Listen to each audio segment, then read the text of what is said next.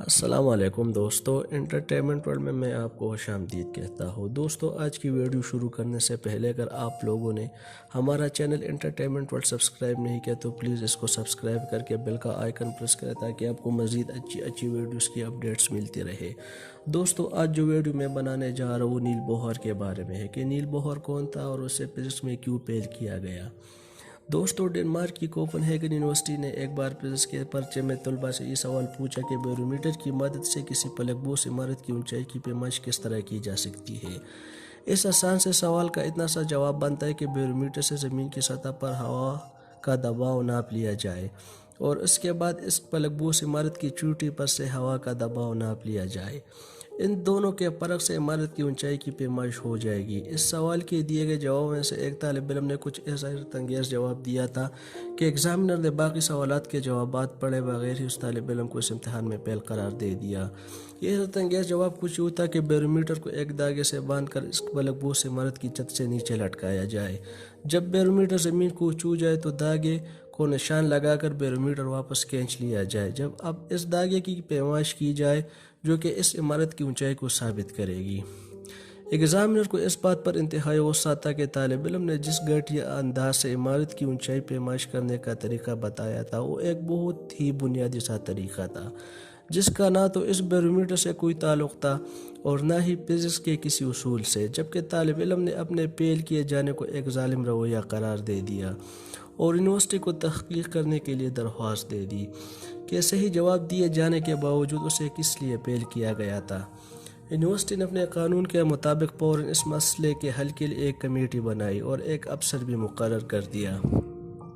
اس افسر نے اپنے سربراہ کو رپورٹ دی کہ طالب علم کا جواب تو بالکل ٹھیک ہے مگر اس جواب سے طالب علم کی فزکس سے کسی قسم کی آگاہی نظر نہیں آتی۔ تاہم اس سربراہ نے طالب علم کو ایک موقع دینے کے لیے اپنے دفتر میں بلوا لیا۔ ٹیم کے سربراہ نے طالب علم سے اس سوال کا جواب زبانی دینے کے لیے کہا۔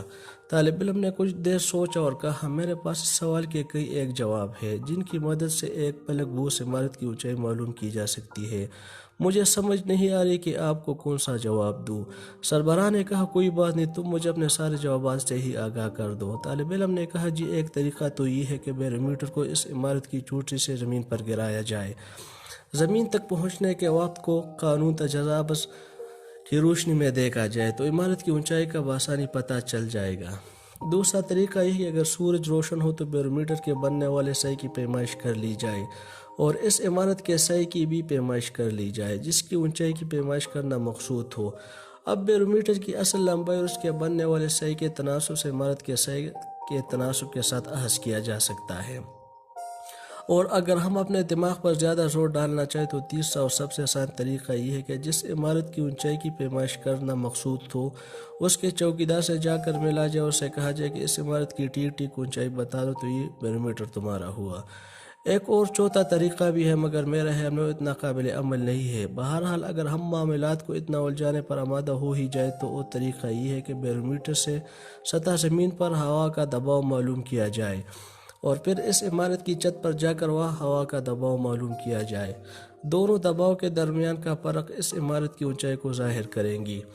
ٹیم کا سربراہ یہی بات سننے کے لیے تو بے چین تھا۔ اس نے طالب علم کی حوصلہ افزائی کرتے ہوئے کہا، شاباش، بولتے رہو، میں تمہیں غور سے سن رہا ہوں۔ مگر طالب علم کا خیال تھا کہ چونکہ یہ بات اتنی قابل عمل نہیں ہے اس لیے اس کے کہنے کا کوئی فائدہ بھی نہیں ہے۔